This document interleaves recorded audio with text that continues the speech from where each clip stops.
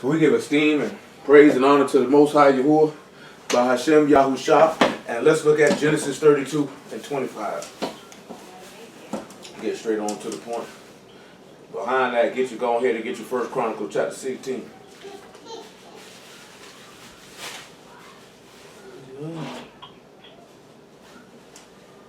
Genesis 32 and 25. Make it 23.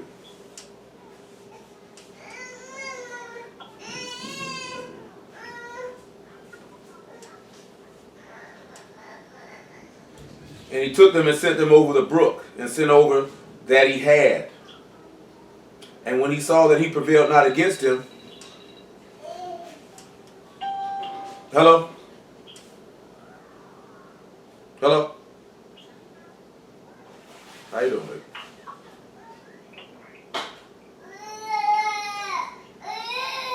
It says, and he took them and sent them over the brook, and sent over that he had. And Jacob was left alone. And there wrestled a man with him until the breaking of the day. And when he saw that he prevailed not against him, he touched the hollow of his thigh, and the hollow of Jacob's thigh was out of joint, as he wrestled with him. He said, let me go, for the daybreak. And he said, I will not let thee go, except thou bless me. And he said unto him, what is thy name? And he said, Jacob. And he said, thy name shall be called no more Jacob, but Yashar'al, for as a prince thou hast power with Elohim and with men, and hast prevailed. And Jacob asked him and said, tell me, I pray thee, thy name. And he asked, wherefore is it that thou ask after my name? And he blessed him there. So we see that we done dealt with this in the past, and we're not going to go over it in no great detail. But you know, this is the master wrestling with death, or overcoming it. We knowing that that's the meaning of the tribe of Naphtali, wrestlings, and he prevailed.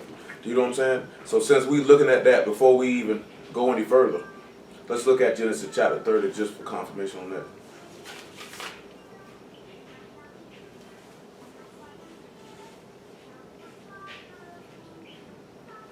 What's this man's name?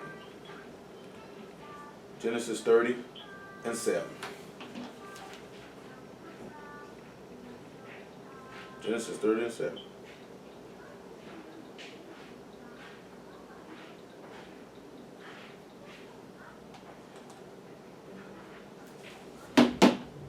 And Bilhah, Rachel's maid, conceived again and bare Jacob a second son. And Rachel said, with great wrestlings have I wrestled with my sister.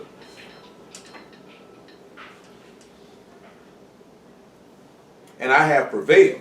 And she called his name Naphtali.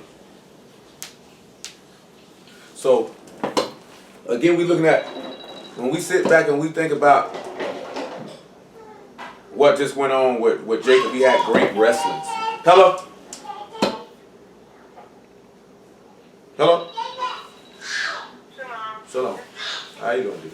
So, when we look at Jacob wrestling with this Malachim, or with this man, we turn around and look at Naphtali's name, meaning with great wrestlings, I have prevailed. So what we're looking at is we're looking at a battle.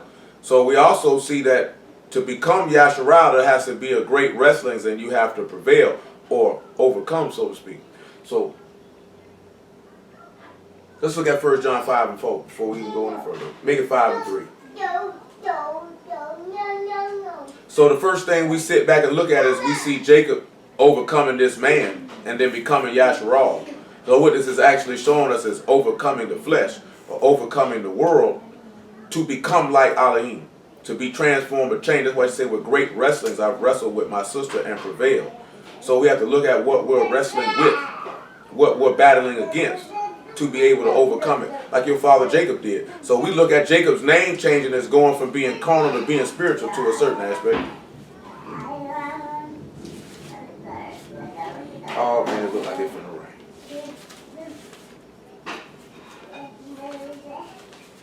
First John 5 and 3. You know, when we were talking with that dude last week, he said the Father's commandments are not grievous. I guess the dude looking at it as grievous because he got a job they wanted to work on the Sabbath. So he feel like that's grievous because I guess he don't know when it's supposed to be. I don't know what these niggas got going on. But there's nothing grievous. That's a wrestling right there. That's a battle you're going to have to fight. What you going to let win? The spirit of the flesh. Your desire to do what you want to do, or to humble your desire to the will of Elohim. That's a wrestling right there. Everybody wrestlings are different. So this is the love of our, hello? Hello?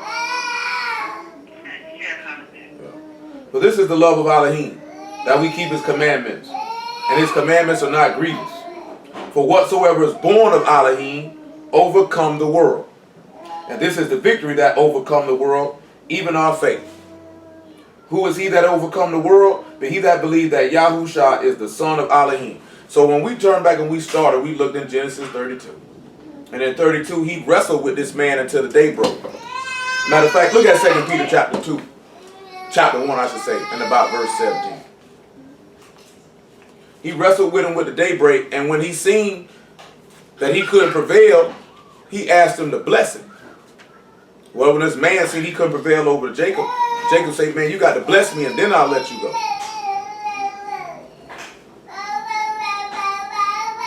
Make it 15.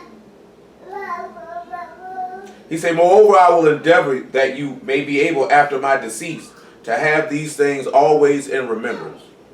For we have not followed cunningly devised fables when we made known unto you the power and coming of our Master Yahushua HaMashiach, but were eyewitnesses of his majesty. For he received from Elohim the honor and esteem when there came such a voice to him from the excellent esteem, this is my beloved son, in whom I am well pleased. This voice which came from Shamahim we heard, and we were with him in the Kadesh Mount. We also have a more sure word of prophecy, whereunto ye do well that ye take heed, as a light that shine into a dark place until the day dawn and the day star rise in your hearts. The reason why I went to this is because it said the day was dawning in Genesis 32 when he said to let him go.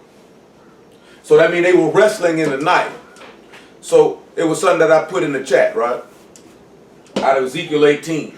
And it had something from Mark chapter 2 that said you can't put old wine in new bottles lest you burst the bottle.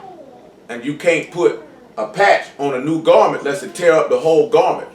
And then we go back and we look at Ezekiel 18, we tell you to cast away from you all your iniquity and your transgressions, lest iniquity be your ruin, and to make you a new heart and a new ruach, which is a transformation. So in order for you to do that, there has to be great wrestlers. We're not going to read Romans 7, but you know what Paul talking about. The things that I should do, I don't do. And the things that I don't do, I shouldn't do, I do. And the things that I should do, I don't.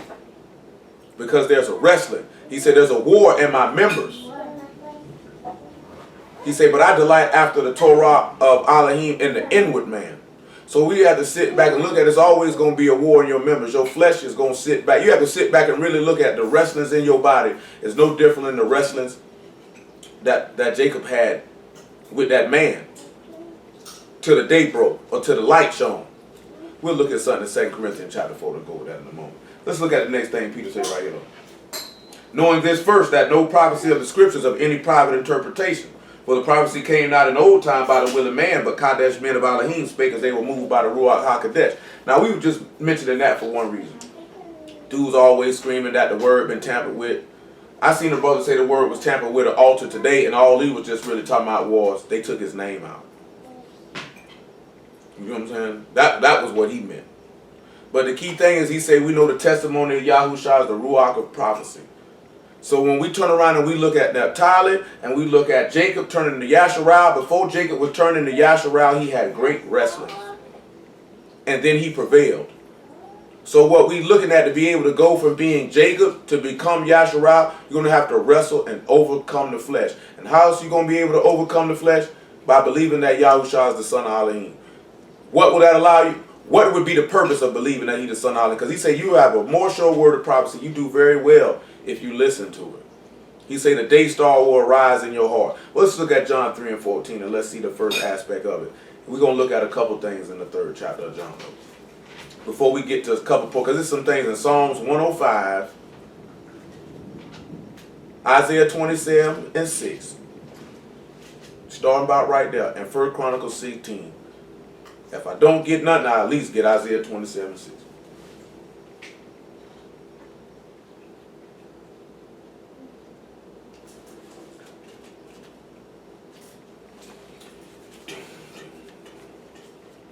John 3 and 14. And as Moses lifted up the serpent in the wilderness, even so must the Son of Man be lifted up, that whosoever believe in him should not perish, but have life eternal.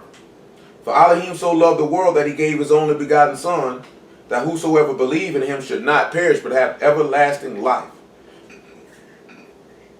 For Elohim sent not his Son into the world to condemn the world, but that the world through him might be saved. He that believe on him is not condemned. He that believe not is condemned already, because he have not believed in the name of the only begotten Son of Elohim. Now, 1 John chapter 5 say that that's your faith to overcome the world. Now we're going to look at something, whether it pertains to our father Yaakov or Jacob, that certain things that occurred after he was named Yashar'al, after he was named Israel. All right, let's look at something in Genesis chapter 33. I just read that there because I want you to keep in mind that is your victory, to believe on the Son of Elohim. We're going to come back to the stuff at the bottom of John chapter 3, because I was talking to a brother about this because he called me, man, talking about he ran into this non-Messianic dude while he was in Jamaica, and he wanted me to holler at the dude, you know what I'm saying, and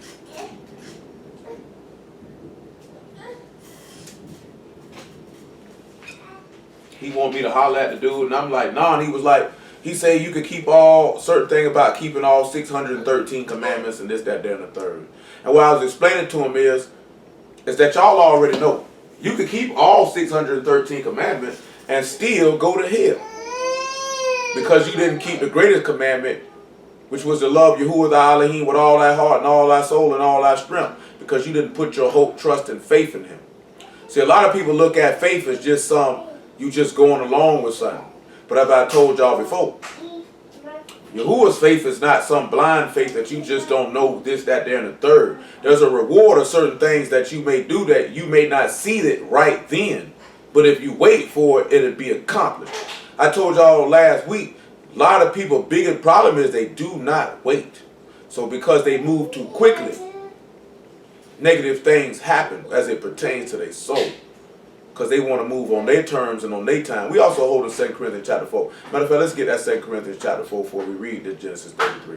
Y'all have to always remember that. It says in this book so many times to wait on Yahuwah. Baruch are those that wait on Yahuwah. Wait on Yahuwah. Wait on Yahuwah. You know what I'm saying? And a lot of people don't want to wait on Yahuwah because they want to move on their time, which shows a lack of faith and trust in him.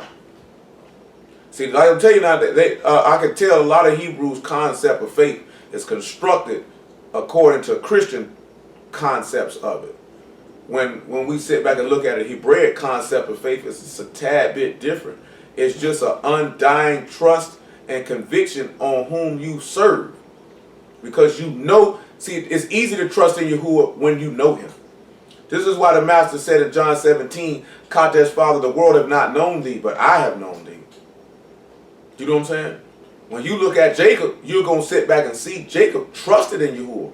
That's why he told him, he said, if you keep me in this way that I go, and you give me bread to eat and raiment to put on, I'll give you a tenth of everything that I have, because he trusted the direction that he was going. His hope and trust was, keep me with you. Feed me your word, cover me with your ruach, and direct me in the path that'll cover my sins. That's what I desire from you.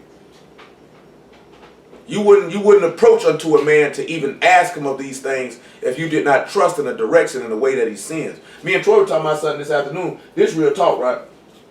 A lot of people, when they come to the word, they comfortable with mediocrity or just fellowshipping and just doing something. Because I had made mention that it hit my mind this morning, like it was somebody that I've known that over an extended period of time, they never once called me and asked me about no word ever. You know what I'm saying? When I'm talking about like, just a little bit of, like maybe like, can we do this or can we do that? See, I ain't talking about something like that. Like, hey, what does this mean? You know what I'm saying? That let me know you have been reading something. And you know what I'm saying? You have been doing stuff on your own. And you like, hey, man, check this out. What does it mean? I'm having a hard time not once. And that goes to Matthew 5 and 6. Like, you got to hunger and thirst for righteousness. So you have to hunger and thirst for the word. Because when you hunger and thirst for it, you're going to seek it out. Then when you seek it out, that's why I say I'll be able to ascertain to know if you seek it out. If you come ask me about something I ain't even talked to you about, or something that ain't even been discussed. You know what I'm saying? You like, man, what does it mean right here? That means you read on your own. You know what I'm saying? You gotta sit back. You don't want to just be comfortable and just floating, just doing something. You know what I'm saying? Because you might not reach the end goal. 2 Corinthians 4:3 though.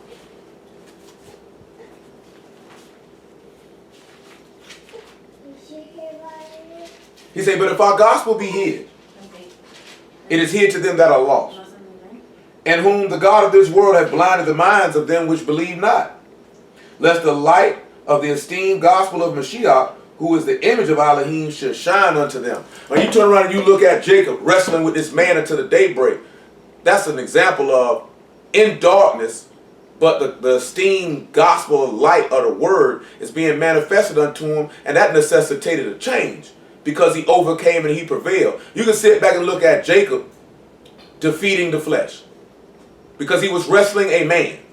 He overcame the flesh and became Yashar'al, having power with Elohim. You know, 1 Corinthians 4:20 tells us that the kingdom of Elohim is not in meat and drink, but in power and the Ruach HaKodesh. So we seeking to go in from being powerless to being powerful.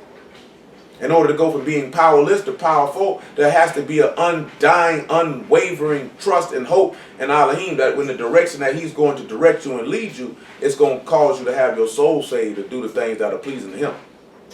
Now let's look at Genesis 33.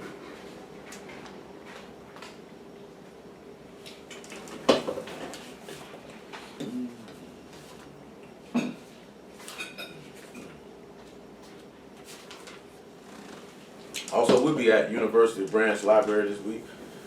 I'll mention this when I get done because we got something to discuss. It's not nothing bad or nothing. This week too. Let's look at Genesis 33. Let's look at about verse 13. In this story, this is when Jacob run up on Esau. And Esau run up on Jacob. And Esau showed mercy and compassion on him and left him alone because you already know that Esau's heart had burned hot to kill his brother because he didn't get the blessing. He said unto him, my master knows that the children are tender, and the flocks and herds with the young are with me. And if men should overdrive them one day, all the flock will die. This is what this man told you. He said, my master knows that the children are tender, the flocks and herds with young are with me. And if men would overtake them, they would die.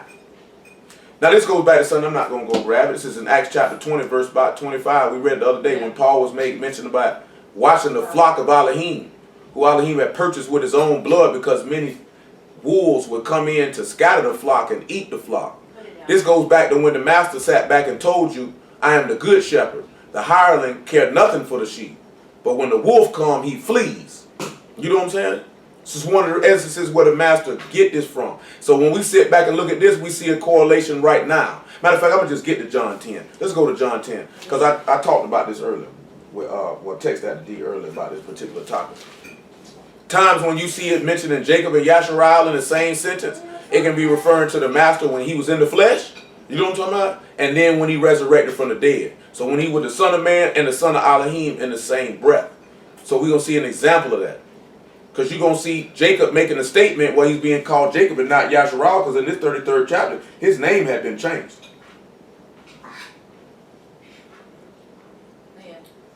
And we're going to read in a couple verses where you see that he's not called Yashar'al in this chapter. He's called Jacob. And we look at this verse 13 and you see how he say, you know, the children are tender, the flocks and herds are with me. And if men will overdrive them, all the flock will die. So we look at John 10. What we want? What verse we want? About verse 9. Matter of fact, make it 7. John 10 and 7. Then said Yahushua unto them again, truly, truly, I say unto you, I am the door of the sheep.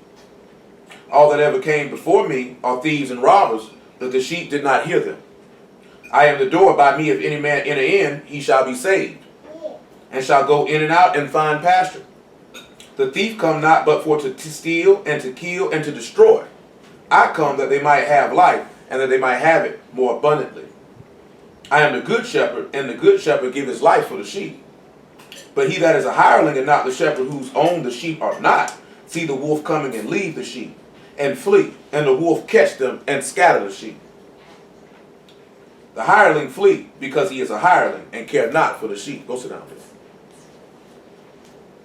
I am the good shepherd and am known of my sheep. and know my sheep, and am known of mine. As the Father know me, even so I know the Father, and I lay down my life for the sheep. Now, it's a key thing again, is something that this man stated. He said he knows those that are his, and his know him. So when we turn around and we look at a lot of things, man, as harsh as it may sound, and as difficult as it may be, it's a lot of people that don't belong to him, and you would know that because you know that they're not his sheep, and because they don't know the master. He said, what allows you to overcome the world but believing that Yahushua is the son of Elohim? How do you believe that Yahushua is the son of Elohim? By believing on him as the scripture has said. How do you believe on him as the scripture has said? Because you have heard the word. And then not only that, but you search the scriptures daily to see if those things were so. You know, it's funny because they've been having this lot of thing with these Caucasian dudes, this vocab Malone, which is my homeboy in Detroit. If I'm able to handle that, that white dude got to see me, and most high willing, he gonna look me in the white of my eyes. I ain't doing no phone calls. You know what I'm saying? Because dude must be stopped. Because the things that this man said was so disrespectful and so rotten and so angering that if we wasn't in the word, dude, they'll put hands on that dude. This man had the gall and audacity to open his mouth and say, yeah, when you look back in the 1800s, the slaves identified with the children of Israel because they were in slavery. And he said the Negro spirituals. Like, if you go back and you look at and research Negro spirituals, you will hear them identifying with who we are. You know what I'm saying? Almost all of them. You know what I'm saying? And of course, you know, before we knew who we was, when we heard these songs, it just went right over our heads. You know what I'm saying? Like, we didn't pay it no mind. But now knowing what we know, we go back and look at it. Either them people knew who they were, or Yahuwah was putting that in their heart to sing that. You know what I'm saying? And this man tried to make mockery just by saying they just did that because. You know what I'm saying? But then it's the thing that really irked me even harder. This hurt me even harder. This man say the black church is not doing enough to combat the black Hebrew Israelite movement. And that when black men become this, now all of a sudden they feel masculine and feel like they have a purpose. You know what I'm saying? And there was something else that he said. It just escaped my mind. But the fact that he said that we feel masculine, and he said that this needs to be stopped. You know what I'm saying? That they need to save us from this movement. Now, of course, now I'm going to tell y'all something. They use the camps to belittle, to be able to, if people saw it and they would hear it, that if you told them you were an Israelite, that they wouldn't want to have anything to do with it because they would identify with the clowns that they were talking about. But in the same breath, this man said that Deuteronomy 28:68, he said he identified with the curses, but they don't want to use history and all this type of stuff. Like the man said, oh, they say Egypt is figurative, but the ships are literal. And if the stinking bastard would have known the word, he would have known. This man said we would never go into literal Misraim, Kemet, or Egypt ever again. So he would already have enough sense to know scripturally that he's not talking about that land in Northeast Africa known to some as Kemet, Misraim, or Egypt. Because he said plainly and clearly we would never go back there. Ever. You know what I'm saying? For no purpose. Not for captivity. Not to dwell. Not for nothing. And there were many other things that this wicked bastard said. That if Yah permits, he got to see me. You know what I'm saying? I know a couple brothers debated the other dude. And I guess they called themselves getting shamed. You know what I'm saying? That they ended up getting shamed by this white man. If I find out he's doing a show, I promise you I'm calling and I'm going to crash him. You know what I'm saying? And I ain't going to crash him but for no other reason. That Mr. Charlie is not going to be coming around here telling us that we ought to hear that watered down, slave, oppressed, religious garbage that they trying to force on us to try to keep us in our place because they don't like the fact that we separated from them. You know what I'm saying? That's why they must be stopped. For no other reason than that. Nevertheless, Genesis 33:14, I just had to let that be known. I know bro working on it right now. Well, so we look around and we see right in verse 13 how he say, my master know the children are tender and the flocks of herd are young are with him. And men would overdrive them one day and they would die. Ain't that's what the master just told you in the 10th chapter of John? And he sat back and looked at it, he had to protect them. Let's see what else happens. Let my master, I pray thee, pass over before his servant, and I will lead on softly, according as the cattle that go before me, and the children be able to endure until I come unto my master unto seer. Listen to what he said, that the cattle go before me, that the children may be able to endure until I come unto my master unto seer. Well, you know what? It's funny, right? Troy, you know what I'm finna mention. The brother mentioned that in that song, right? Who is that coming from Mount Seir? Looking like he knocking off heads, right? He said that the children may be able to endure till he comes. This is what he just said. Till he come to his master under Mount Seir. Till he returns. So now we starting to see a little difference. Because we also know in Revelation, they say the master's name is going to change when he returns. Because his activity or his work is going to change, which necessitates his name change. Because he will no longer just be him to have power to rule with Elohim and with man and prevail. Hello? Hello? So, looking at that, right? He says, what do you think about when you hear that, right? I'll lead on softly, the cattle go before me, and the children be able to endure until I come unto my master unto seer. I want you to look at something in the 16th chapter of John, about the 33rd verse.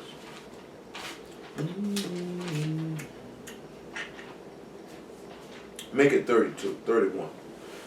We have to be able to sit back and to be able to endure, just like Jacob endured to wrestle that man all night until your master returns to that mountain. Now we know the master coming back to Mount Olives. You know what I'm saying? But he also coming through Mount Seir too. We were reading, you get Isaiah 63 behind this. You know what I'm saying? Because when he come through Mount Seir, he coming through Mount Seir, he knocking off heads. You got to be able to endure all the way to the end. That's why he say, he that endures to the end, the same shall be saved. He said, I'm going to go on before you. Because the master already went on before you to Shamahim to sit at the right hand of Abba to make intercession on your behalf always. You know, I posted that in the chat the other day for you to consider that. He said, if a man sin against another man, the judges shall judge him. But if you sin against Yahuwah, who shall entreat for you? You know what I'm saying? I think sometimes we forget about that. That if you sin against Yahuwah, who going to stand up on your behalf to ask this man to have mercy on you? Who going to be your intercessor? Well, that's a Mashiach. He's the advocate in Shamahim. He said, if any man sin, he said, little children, sin not. But if any man sin, you have an advocate in Shamahim with Abba, Yahushua HaMashiach, the righteous. But we can't turn around and look at that advocacy as an open license. You know what I'm saying? Because, you know, it's a lot of brews feel like that's an open license. You know what I'm saying? We don't never want to get comfortable sinning against one another, and most definitely don't want to get comfortable sinning against Yahuwah. Yes, sir. I hear you, Johnny. You know what I'm saying? You don't never want to get to that point. You feel me? Listen to what he say in John 16:31. Yahushua answered them, do you now believe? Behold, the hour come, yea, is now come, that you shall be scattered, every man to his own, and you shall leave me alone. And yet I am not alone, because the Father is with me. Is this not what this man just sat back and said, that all these things going to be on their own? He going to pass over before, and he'll lead on softly? That the cattle go before me, that he going to be leaving them on their own? But they're not alone? These things have I spoken unto you, that in you might have shalom. In the world you shall have tribulation. Be of good cheer, I've overcome the world. When we turn around, look at something in Hebrews 11. See, the endurance is where the faith come in at. You know, I put something in there in the chat the other day, and Shayla responded, which it was in my mind listening to that song, and then and the conversation we done had. Endurance is key. Endurance is very, very key. 11 and 27, 11 and 24. You got to have endurance. Endurance, you know, it tells you that, right, to run the race with patience, right? Like, this is literally like a cross-country run. You know what I'm saying? And endurance is key. Like, this is different, like, if I use lifting weights as the example. You know what I'm saying? You lifting weights, heavy weights is for power. Moderate weight is for strength, well, for muscle building. But high reps is for endurance. You know what I'm saying? For your muscles to be able to take a long, grueling workout. You know what I'm saying? When you doing heavy weight or moderate weight, and you really getting it in. Because you done sat back, you done did a set of 30 deadlifts, but the weight's lighter though. That's why he come back and tell you, my yoke is easy and my burden is light. You know what I'm saying? Because it's lighter. You know what I'm saying? When you're going over this long period of time, you're gonna slack up a little bit. The weight's not gonna be heavy that you got to carry. You know what I'm saying? That way you can be able to continue to go and continue to go and continue to go and continue to go and continue to go and continue to go. We have to sit back and you look at that. You got to be able to endure because endurance is the test of your faith. How long will you go? See, some people not gonna go that long because their faith ain't that strong. You know what I'm saying? He said, by faith Moses, when he was come to years, refused to be called the son of Pharaoh's daughter, choosing rather to suffer affliction with the people of Elohim than to enjoy the pleasures of sin for a season, esteeming the reproach of Mashiach greater riches than the treasures in Mizraim, for he had respect unto the recompense of the reward.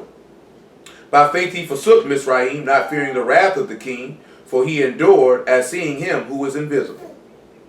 Through faith he kept the Passover and sprinkled the blood, lest he that destroyed the firstborn should touch them. But do you see that he said he forsook sin. He forsook bondage. He wasn't fearing the wrath of the king. He endured as seeing him who is invisible. Now think about that. Think about that, right? He said he forsook Mizraim.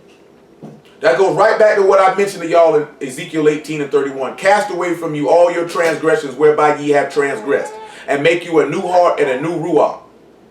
So you're going to have to forsake sin. Proverbs 28:13 say, he that covereth his sin shall not prosper, but he that confess and forsake them shall have mercy. You know what I'm saying?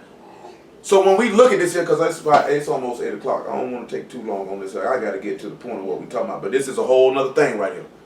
You see how he say he forsook sin? Didn't fear the wrath of the king. When we turn around and we look at it, right? We got when we in Egypt. We turn around, we look at that, we forsaken all these people. The first incident that comes to my mind is Hananiah, Mishael, and Azariah, and Daniel. They forsook Babylon. They forsook the confusion. They didn't fear the wrath of the fiery furnace or the lion's den. They didn't fear that. They didn't fear the wrath of the king. This the same thing go back when you look at Revelation chapter 12 and in Revelation chapter 5 and Revelation 14 when they say they're going to come to make war with the remnant of a seed that keep the commandments of Elohim and the faith of Yahushua. We don't fear the wrath of the beast or the king. We see him who is invisible. Though we see him not with our eyes, we see him. Matter of fact, look at 1 Peter chapter 1, since I said that. And that's where that faith comes in at, with that endurance. Because if you can see him who is invisible, you will endure. How did Moses see him? Because of the word. He said, open my eyes that I may behold wondrous things out of thy Torah. Wondrous things out of thy instruction. Mashiach is the instruction in the way that to the highest that covers sins. I can see the Son. How can I see him? Because I believed on him, therefore I am not condemned. This is why Moses wasn't condemned.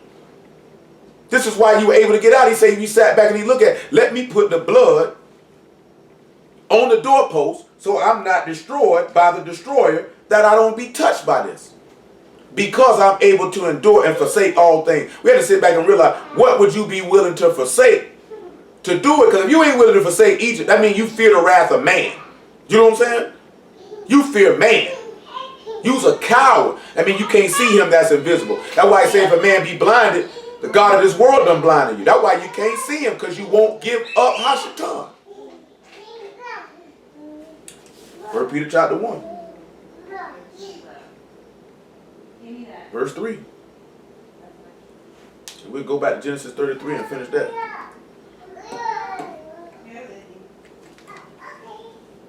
Baruch be the Elohim and Abba of our Master, Yahushua HaMashiach, which according to his abundant mercy have begotten us unto a lively hope by the resurrection of Yahushua HaMashiach from the dead, to an inheritance incorruptible and undefiled, that fade not away, reserved in Shamahim for you, who are kept by the power of Elohim through faith unto salvation, ready to be revealed in the last time. When you greatly rejoice that, though now for a season, if need be, you are in heaviness through manifold temptations. You got to remember that before Esau ran up on Jacob, Jacob was heavy because he thought he was going to die. Manifold trials of his heart, he was heavy. That the trial of your faith being more precious than of gold that perish, though it be tried with fire, might be found under praise, honor, and esteem at the appearing of Yahushua HaMashiach, who having not seen ye love, and whom though now you see him not, yet believing, you rejoice with joy unspeakable and full of esteem, receiving the end of your faith, even the salvation of your souls. That's going to take some endurance, because that trial of your faith is going to test you to see how far you're going to go. Now, I mentioned Isaiah 63. Let's get it. I can't call for it and we don't read it. But remember, he said, till I come unto my master unto seer. Well, we know the reason why this come in at it, because in Acts chapter 1, verse 11, he told his apostle, well, the Malachim told the apostle, the same place that you seen the master leave from is the same place he coming back to. Mount Olivet or Mount Olives. You know what I'm saying? So when he say that I come back unto my master unto seer, let me look up the word seer, man, real fast. It's about the third time it popped in my brain.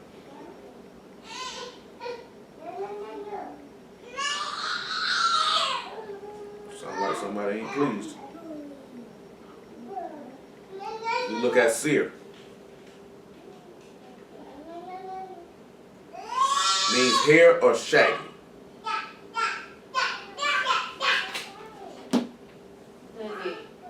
When we turn around and we look at hair or shaggy, until my master come under that, and we realize that this man put on that goat skin to be hairy or shaggy or take on the blessing of the firstborn, that makes a lot of sense now, because only the firstborn will be able to approach unto the man.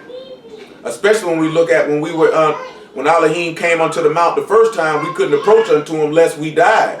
Or when Elohim come onto the mount the second time, we could approach unto him and live. You'll be able to approach unto the mount where Elohim is at his return and not die. The only way that's going to be able to happen is through overcoming through the flesh. But let's look at this Isaiah 63 so we can finish Genesis 33. Then work in Genesis 35 and then swing to Isaiah 27:6.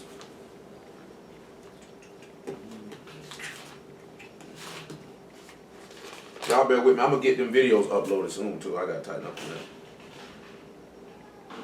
Listen to what he say. Verse 1 of Isaiah 63.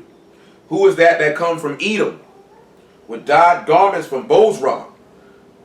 This that is esteemed in his apparel. If you go look and you look at Philippians 3:20, it said that our vile body may be made like unto his esteemed body. All because we did what Paul stated in the 8th verse of that same epistle letter, that looking at the things that are ahead and forsaking the things that are behind. He said, I count them all things but dung and lost, that I might win Mashiach.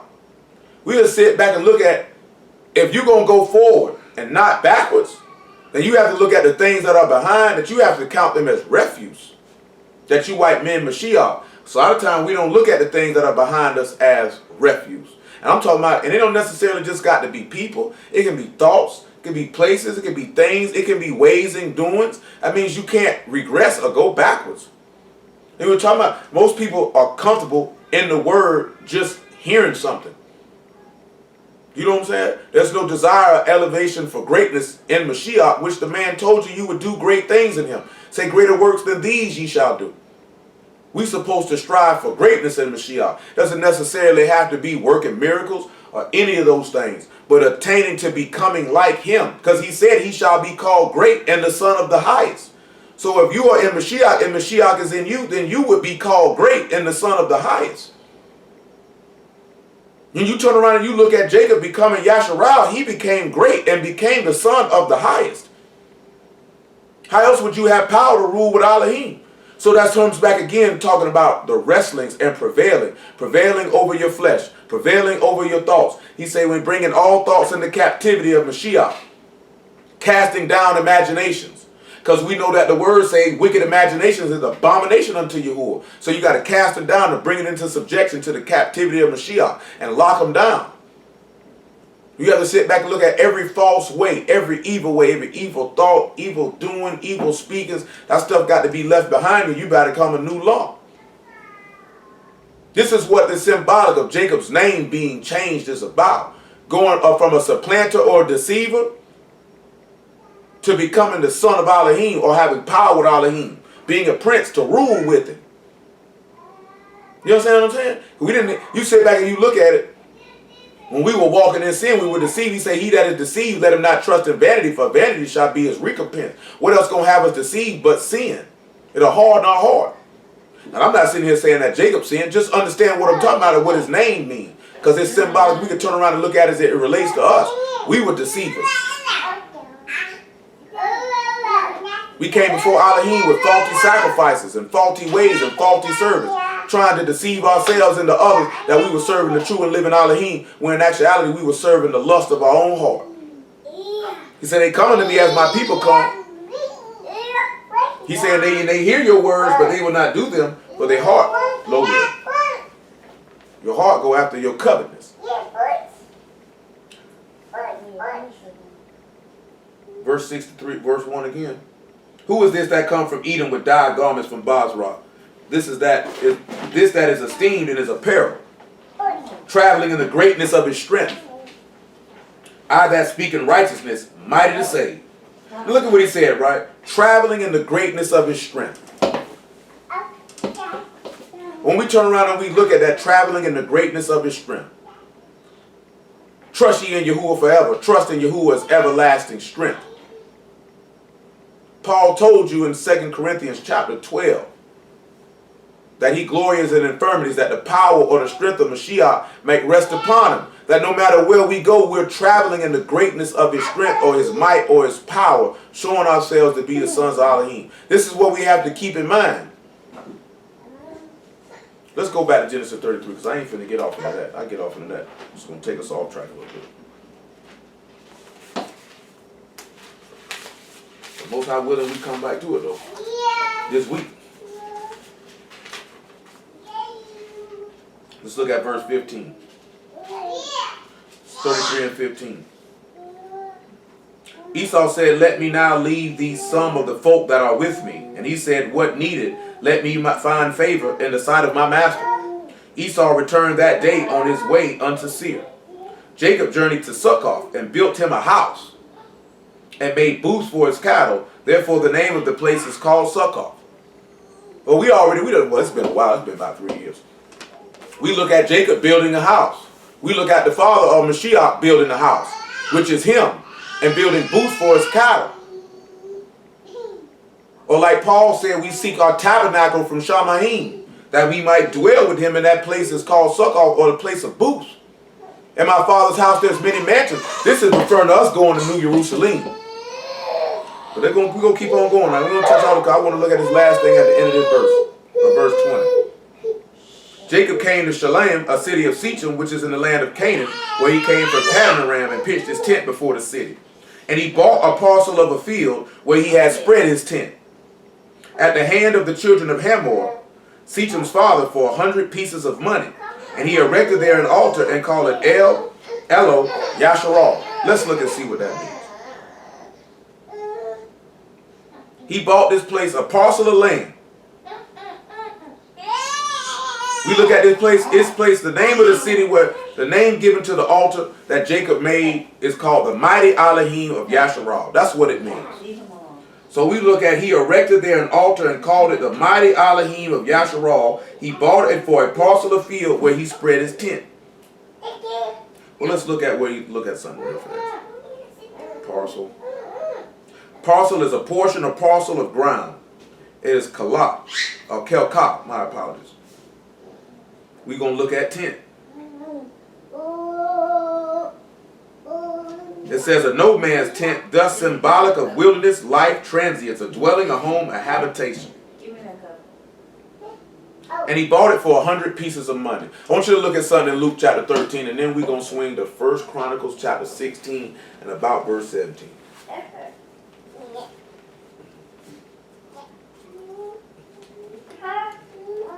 He said he bought this piece of land after he spread his tent on it, or spread his dwelling place, or spread his body.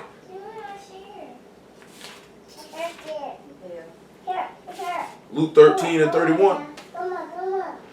And after he did that, he erected in that city, after he bought it, an altar. Called it the mighty Elohim. And it's funny that we've already read John 3 and 14, where he sat back and told you that when the Son of Man be lifted up, all men will be drawn to him, which we done dealt with before that. The master was the altar. So we look at the place that this man erected, and erected means to build or to lift up. He lifted up the mighty Elohim of Yashar'al. Or basically, for all intents and purposes, power to rule with Elohim. And this is after he had wrestlings with his brother and prevailed. But he prevailed with him through kindness or gentleness, like the master was able to prevail. Because he came humbly, didn't he? He said, I'm the meekest man. The place say, learn of me, for I am meek and lowly in heart. This is how Jacob came on Esau. Meek and lowly in heart. He overcame it and prevailed. This is why he say the meek shall inherit the earth. Through humility, you'll overcome and prevail. But that's humbling yourselves unto the word. We'll get James 1:21 behind this, Luke 13. The same day there came certain of the Pharisees, saying unto him, Get thee out and depart from hence, for Herod will kill thee. And he said unto him, Go ye and tell that fox, Behold, I cast out devils, and I do cures today and tomorrow, and on the third day I shall be perfected. Nevertheless, I must walk today and tomorrow and the day following. For it cannot be that a prophet perish out of Jerusalem. Now he said that this land was purchased after he spread his tent upon it. Well, you can sit back and you can look at the master purchasing this land after he spread his tent upon it, because he's walking upon it. Because he say nomadic. It's olas, nomadic. A dwelling place, a tent, or his body. He's showing you how he's fulfilling the law in this aspect of walking the land and covering it with his tent or his body and dwelling there. Let me look at see what Sitcha means while we're looking at it. That's what I should have did the first time.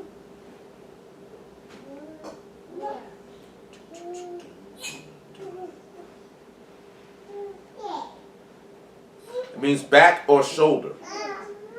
And he say he came to a city of Shalem, which is, and it literally means peace. And guess what that place is? The place which Melchizedek was king. He basically came to Jerusalem. Came to Jerusalem and did this.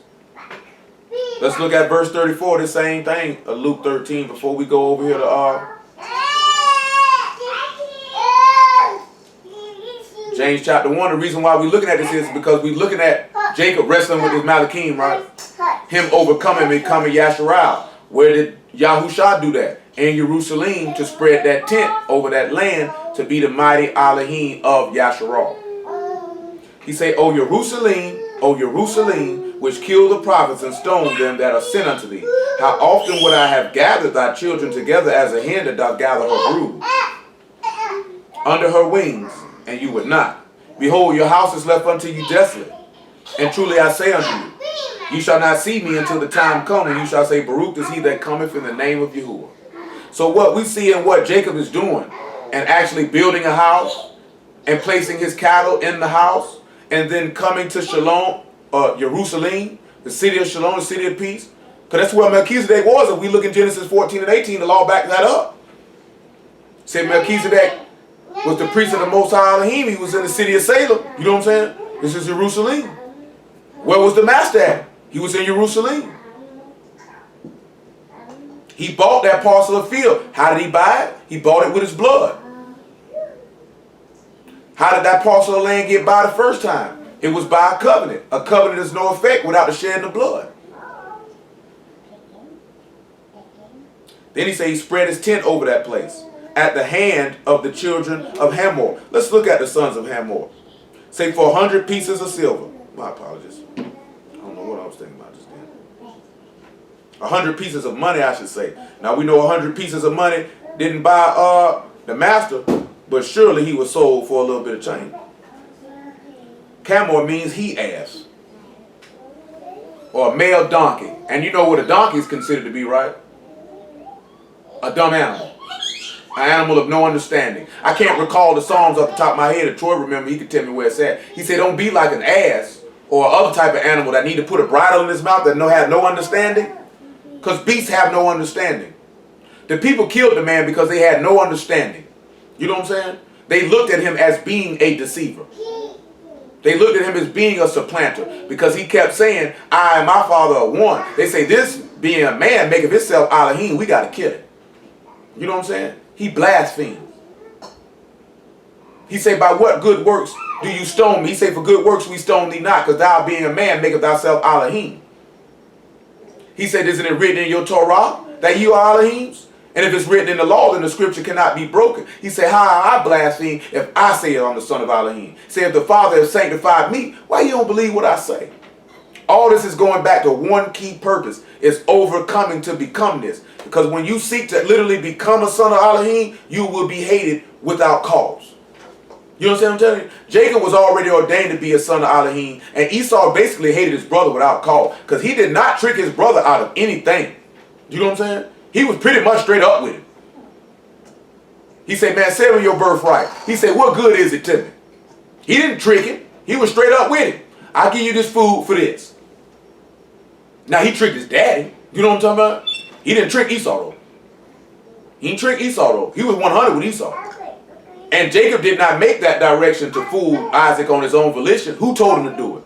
His mama told him to do it. Why did his mama tell him to do it? Because she already know he had already had the blessing from before they were born. This is again showing you how you are predestinated under salvation before you even born. Jacob was chosen for salvation before he was even born. You know what I'm saying? Which is saying, I am known of mine and mine know me. Because the minute that Yahuwah manifested itself to Jacob, Jacob knew who he was. You know what I'm talking about? He knew him and he followed him. He knew his voice. Those that are not of him, they will not follow. They will not endure and forsake Egypt, nor fear the wrath of the king. You know what I'm saying? Got to keep that in mind. James 1 and 21. Then 1 Chronicles 6. Isaiah 27 and 6 off the rip. Let me get that right now. Then along with 1 Chronicles 16 and 17. It's 8:13. I got to cut him off in a minute. Yes, sir?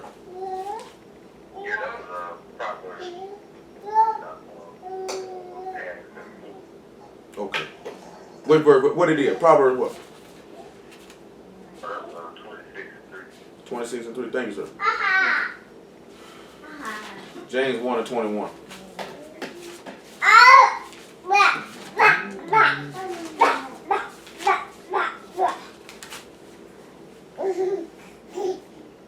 Wherefore, lay apart all filthiness and superfluity of naughtiness, and receive with meekness the engrafted word which is able to save your souls.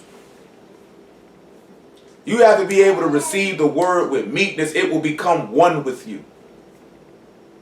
It will become one with you. And this is what's going to be able to save you. And if you actually read the word and the word becomes engrafted in you and you become one with it, that is when you begin to learn patience. It say he endured the state. That means he suffered. He had patience to suffer that. One of the biggest hindrances to the children of Yashar'al is lack of patience.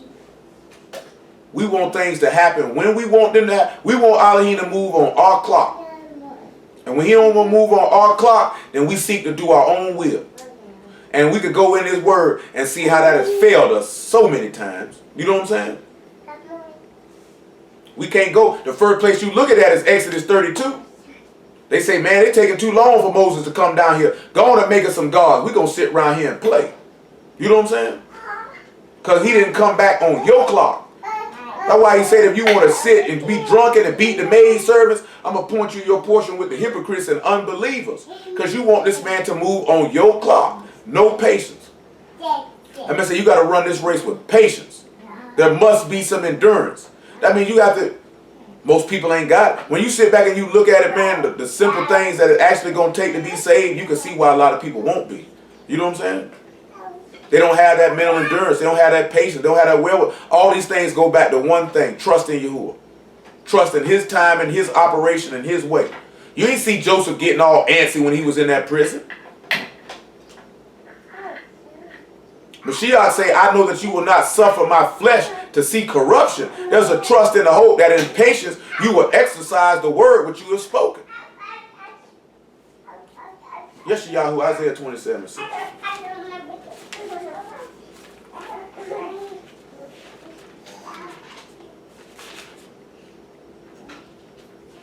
Now that Proverbs 26 and 3, that ain't what I want. That's something else. I know it says towards the end of a song. I don't know what it says, but I can't remember which one it is. No, a lot of people don't have no patience, man. Gotta have some patience. Patience is the byproduct of hope in Yahuwah. He say, blessed is the man thinking, he said that a man should wait patiently. That's what Jeremiah told you in Lamentations, Jeremiah chapter 4, that a man should wait patiently. You know what I'm saying? See, we look at, boy, we trying to pop this thing off now. You know what I'm saying? A lot of brothers, they want this stuff to happen now. And it just don't work that way. I'm trying to see where that's at. Give me a second.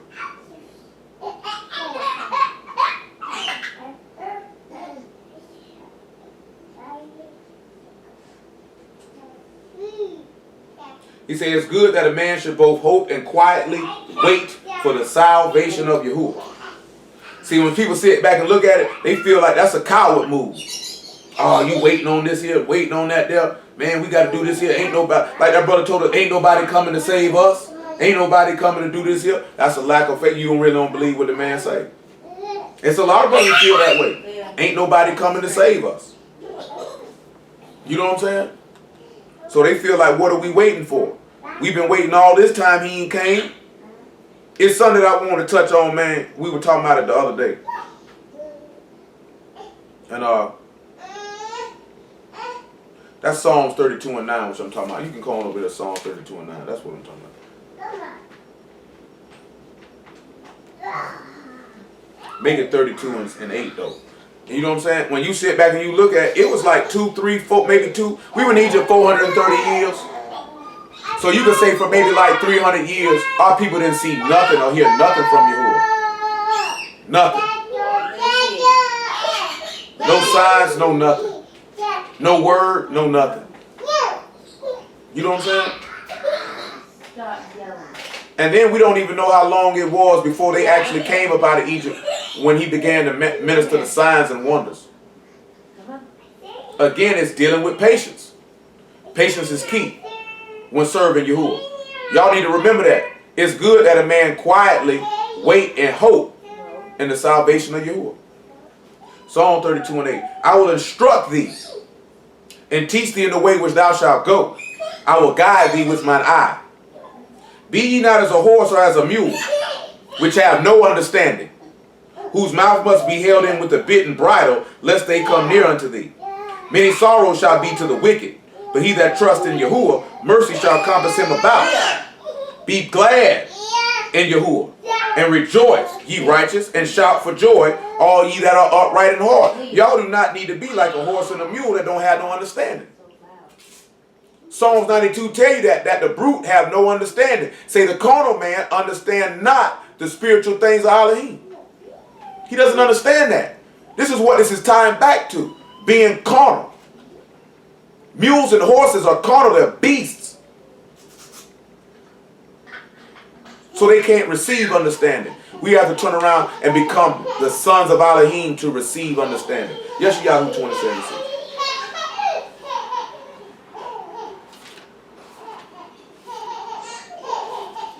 Some of this stuff I'm going to just have to touch, and then most I will come back on the Shabbat and go into greater detail. 27:4. 27:3. Matter of fact, verse 1. Yeah, I'm going to have to come back. It's a lot for this here. More than I anticipated, and I ain't trying to go too long, much longer. Probably about another 10 minutes. And that day Yahuwah with his sword and great and strong sword shall punish Leviathan, the piercing serpent, even Leviathan, that crooked serpent. He shall slay the dragon that is in the sea. Ain't that something? And that day sing ye unto her a vineyard of red wine. I, Yahuwah, do keep it. I will water it every moment. Lest any hurt it, I will keep it night and day. Fury is not in me. Who would set the briars and thorns against me in battle? I would go through them. I would burn them together. Or let them take hold of my strength, that he may make shalom with me. He shall make shalom with me.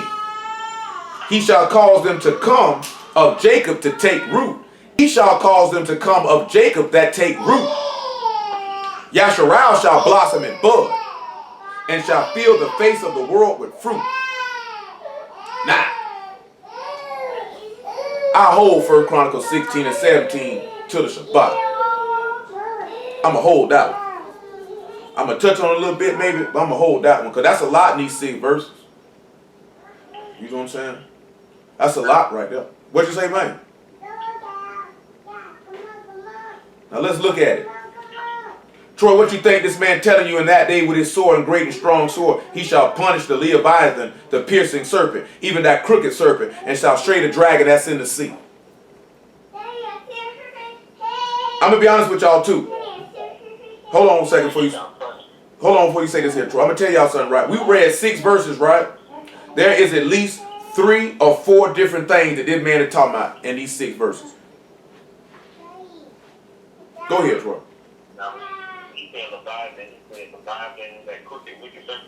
Say Leviathan, the piercing serpent, even Leviathan, that crooked serpent.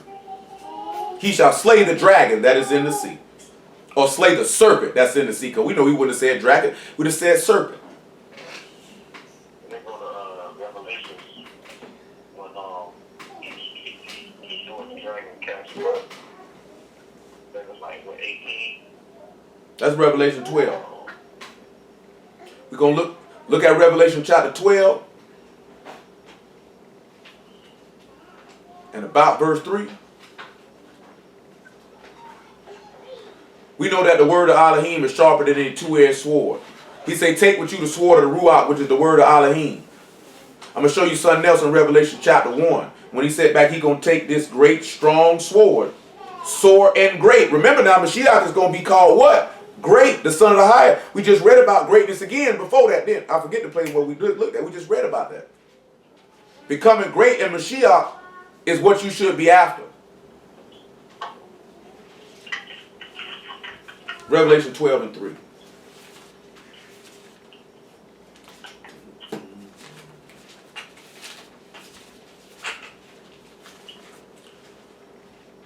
And there appeared another wonder in Shamahim. Behold, a great red serpent, having 7 heads and 10 horns and 7 crowns upon his head. And his tail drew the 3rd part of the stars of Shamahim and did cast them to their rats. And the dragon stood before the woman which was ready to be delivered, for to devour her child as soon as it was born. She brought forth a man-child who was to rule all nations with a rod of iron, and her child was caught up under Elohim into his throne.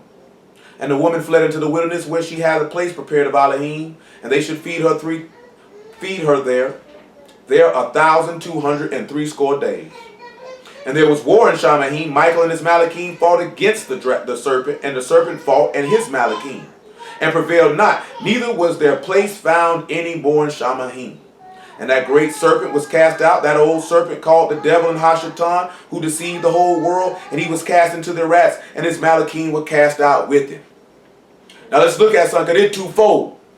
Let's look at Revelation chapter 1. I didn't want you to see something the master say. Well, about the master. 1 and 16. Get straight on to it. 1 and 16. And he had in his right hand 7 stars, and out of his mouth went a sharp 2-edged sword, and his countenance was as the sun shine in his strength. Now remember, he say his great sword. His sword and great sword is what is going to chop in pieces this serpent, this crooked serpent, who's deceiving the whole world. Ye of your father the devil, the lust of your father ye will do. He was a murderer from the beginning, and a liar, and the father of it. He was crooked. He said, who can make straight what Yahuwah has made crooked? That ain't no different. You can't make Satan straight, and you can't make his children straight. No matter how hard you try. Because guess what? I'm known of my sheep, and my sheep know me. His sheep gonna hear the word and follow. Those that are not of his flock will continue to live and do as they please. But what we looking at is that great serpent that come about the sea. We look in Revelation 17, and we see something about this sea. Look at Revelation 17 about the sea.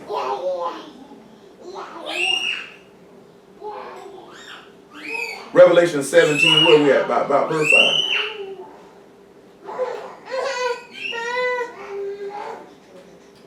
Make it 8.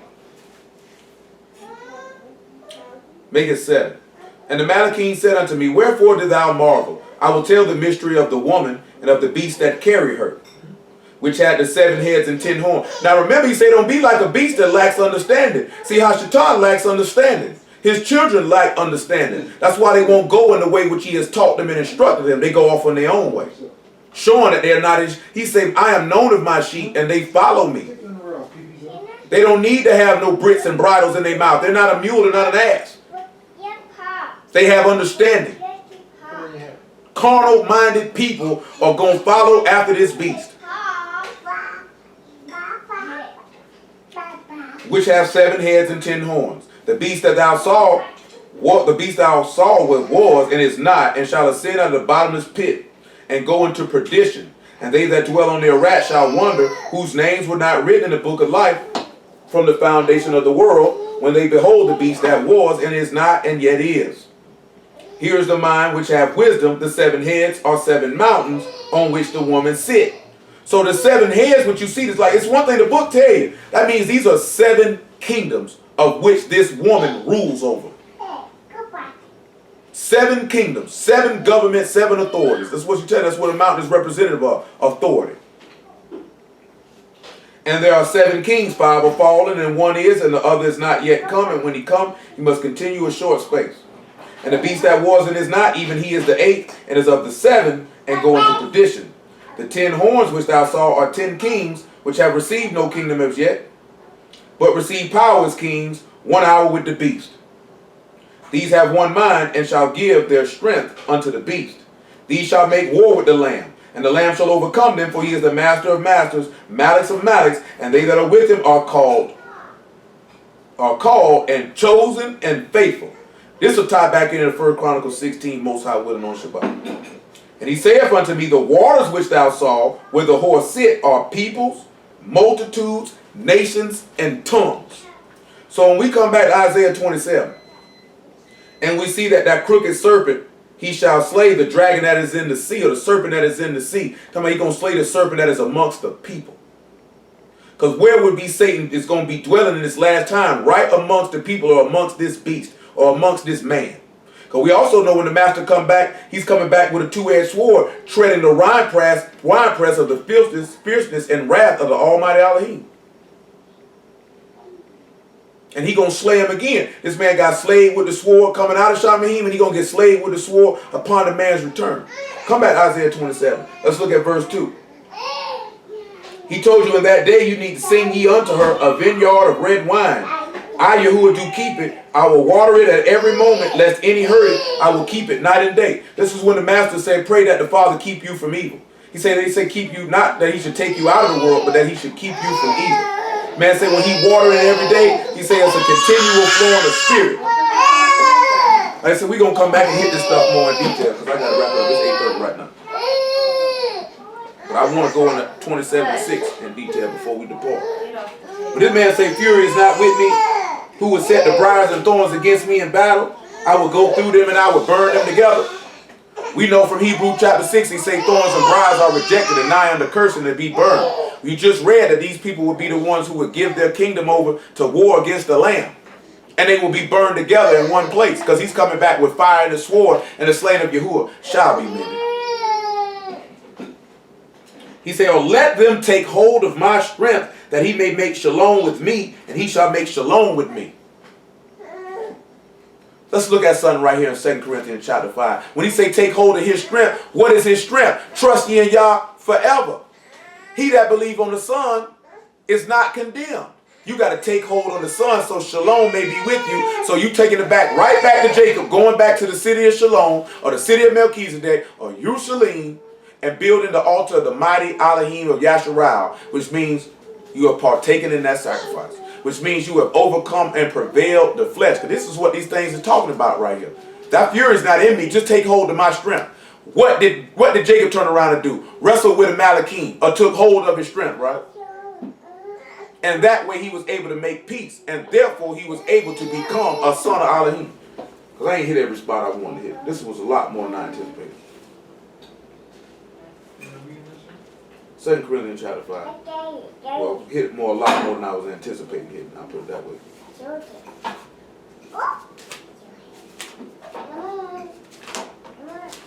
2 Corinthians chapter 5 and about verse 18. Say, all things are of Elohim, who have reconciled us to himself by Yahushua HaMashiach, and have given us the ministry of reconciliation. To wit, that Elohim was in Mashiach, reconciling the world unto himself, not imputing the trespasses unto them, and have committed unto us the word of reconciliation. Now then, we are the ambassadors for Mashiach, as though Elohim did beseech you by us. We pray you in Mashiach's stead, be ye reconciled to Elohim. For he hath made him to be sin for us who knew no sin, that we might be made the righteousness of Elohim in him. Now, in another epistle, Paul sat back and told us that we are not appointed unto wrath, but unto shalom and salvation by Yahushua HaMashiach. When we take hold of the Son, we take hold of the shalom that is in Yahuwah. He said, be of good comfort, I've overcome the world. He said, in me you shall have shalom, in me you shall have peace. This is why he tells you, take hold of the faith that surpasses all things, that brings peace above all things. You sit back and you look at why people say, I need peace in my life. They ain't got it because they ain't took hold of the strength of Elohim. You'll never have it. We just talked about this last week. Ain't no peace to the wicked. Well, what's more wicked than not believing in the Son of Elohim and overcoming through him? What's more wicked than that? Come on back, Isaiah 27. So when he say he shall cause them that come of Jacob to take root, I ain't going to precept it all the way out because we got to stop. It's 8:33. But I'm going to let you know, I'm going to lay the foundation of it. Most High willing, we'll come back on the Shabbat, right? When you look at Daniel chapter 4, right, he say cut the tree down but leave the stump, right? Leave the root. And then another tree grew up greater, right? Even in Ezekiel, it tell you about a tree and all the fowls of the air lodged in its branches. So when he talking about the cause those of Jacob to take root, he's talking about us, natural born children of Jacob. And Romans chapter 9, it tells you all of Yashar'al is not of Yashar'al, right? Ain't that what he tell you? He said, but those that are the children of the promise are counted for the seed, not the children of the flesh. So what we turn around and look at is taking root or taking hold of Mashiach. The sons of Jacob will come and take root. He shall cause them to come of Jacob to take root. The master will cause those that are of the sons of Jacob of the 12 tribes to take root. Where the roots end up being planted in the ground. John chapter 12 verse 24. Then Romans chapter 6. I got to hit a little bit. I can't leave it like that.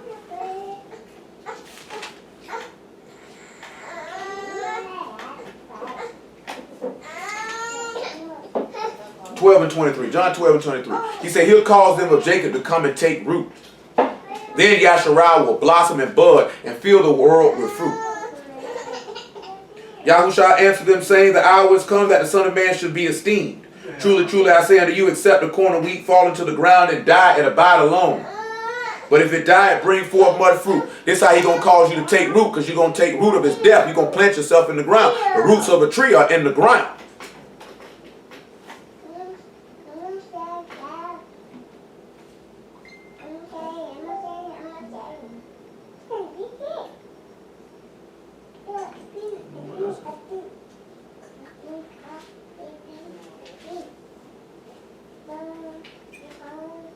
He that loveth his life shall lose it, and he that hateth his life shall keep it unto life eternal. If any man serve me, let him follow me where I am. There shall also my servant be. If any man serve me, him will my Father esteem. Romans chapter 6. So this is what you're talking about, taking root.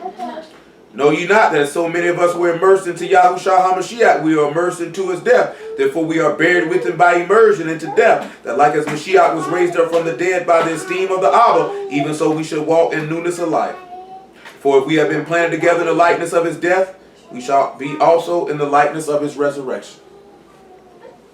So this is when we esteem in the likeness of his resurrection. This is Yashar'al blooding and blossoming and bringing forth fruit. We could tie this in to Aaron's rod that budded. We'll say that. So when you look at Yashar'al budding and blossoming and bringing forth and filling the world up with fruit, this is Mashiach, who is the true vine, which is the root in the ground. He said, abide in me and I in you, and you shall bring forth much fruit. We'll end it right here in Revelation chapter 7, verse 9. It's how he'll fill the earth with fruit. because you would have budded and blossomed out of him. Hold on one second, y'all.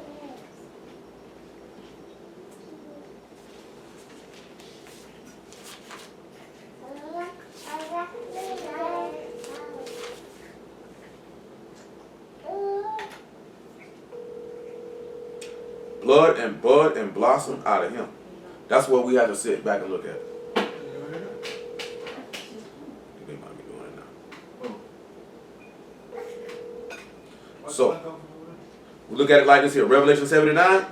After this I beheld, and lo, a great multitude, which no man could number, of all nations and kindreds and people and tongues, stood before the throne and before the Lamb, clothed with white robes and palms in their hands, and cried with a loud voice, saying, Salvation to our Elohim, which sit upon the throne, and unto the Lamb.